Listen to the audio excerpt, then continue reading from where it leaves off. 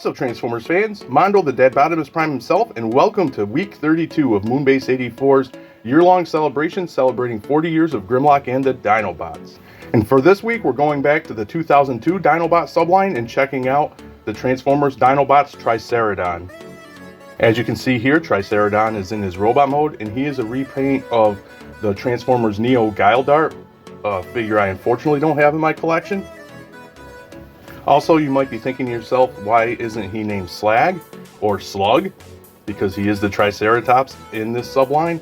But that is because this was the transition period where they didn't want to use the name Slag anymore, and they didn't finalize on Slug. So, unfortunately, Slag came up with, they had all sorts of weird names when they decided to do a Slag. I'll say it right off the bat.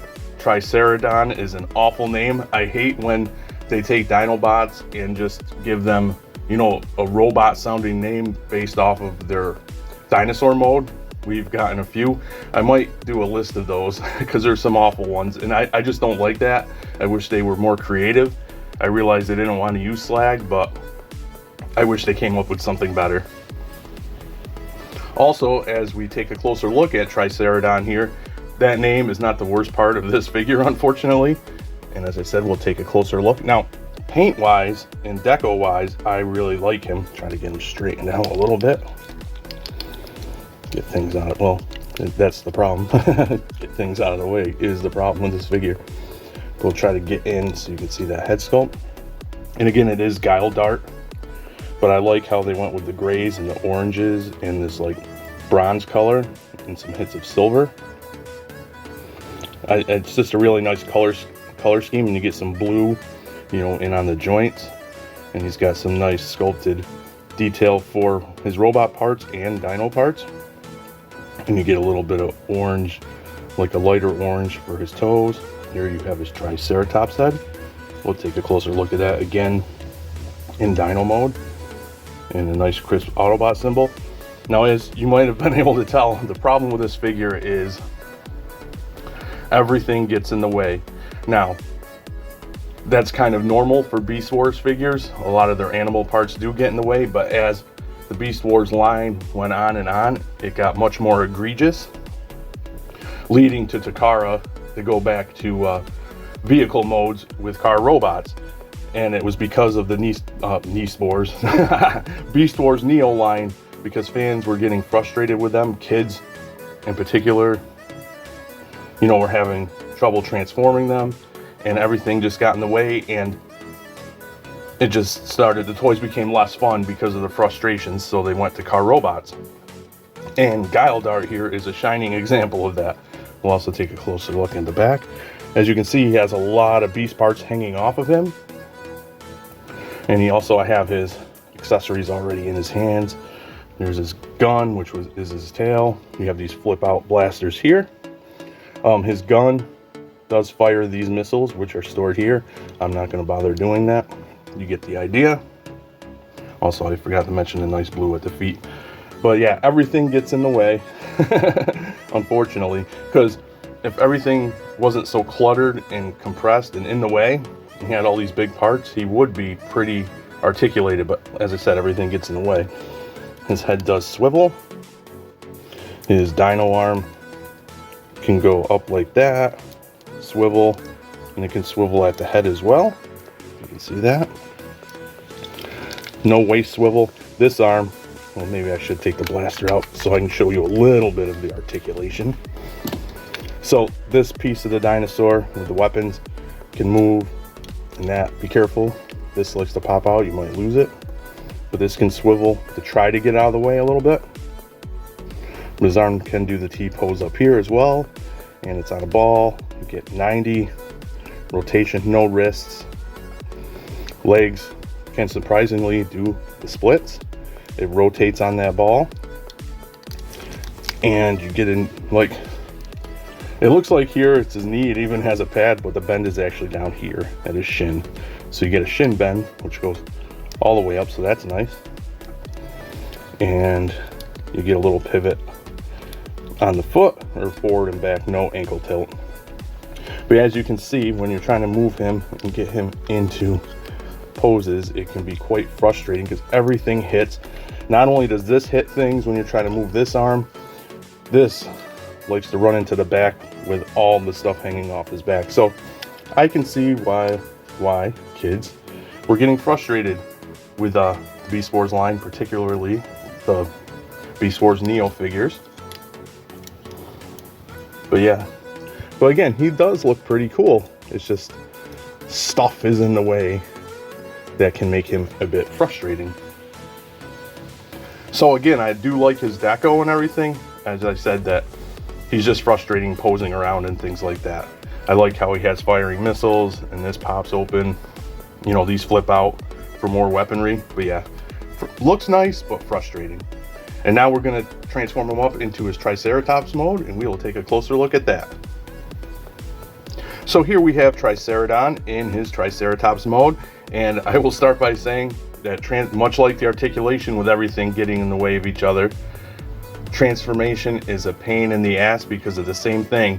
When you're moving all the parts to get them lined up and in the correct positions, everything hits each other. It's just a frustrating mess. But the result is a pretty nice Triceratops mode, and we'll take a closer look.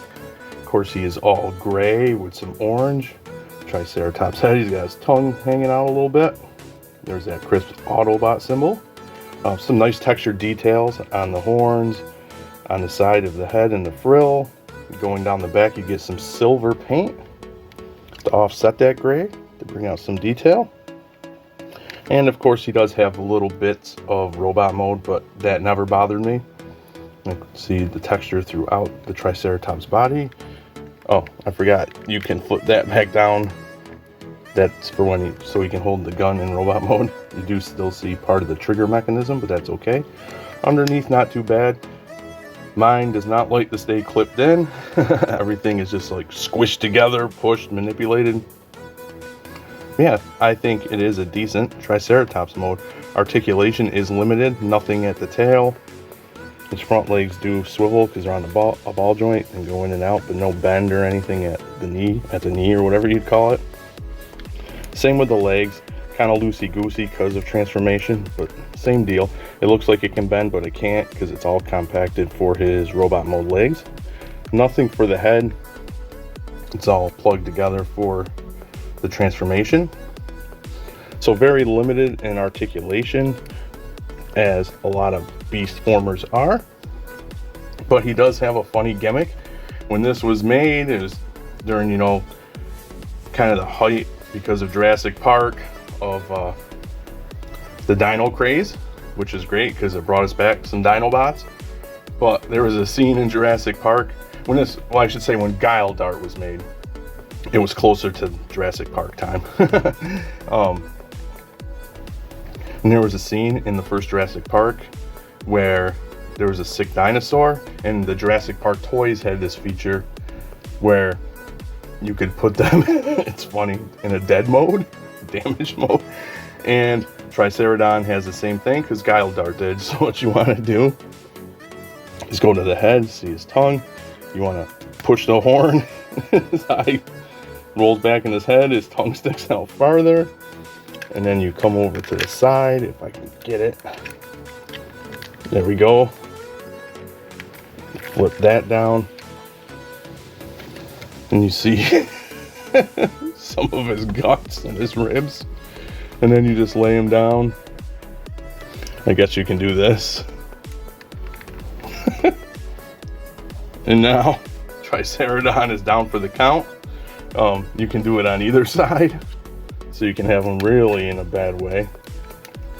Maybe he ran afoul of Grimlock or a Decepticon. There you go. Which is hilarious. It's goofy. I don't know what possessed them to do that back in the day when they made the Guile Dart, Takara, but there you go. I just think it's funny. And here's little Jeff Goldblum riding Triceradon. Going by scale, this would be a baby Triceratops, but yeah, little Jeff Goldblum can ride him as well. So that is my look at Triceradon from the Transformers 2002 Dinobots subline. In general, he's a hot mess.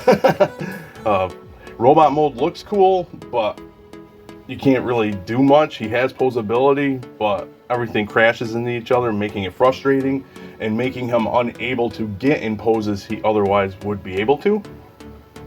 He is saved by his Dino mode. I do think it is a nice Dino mode.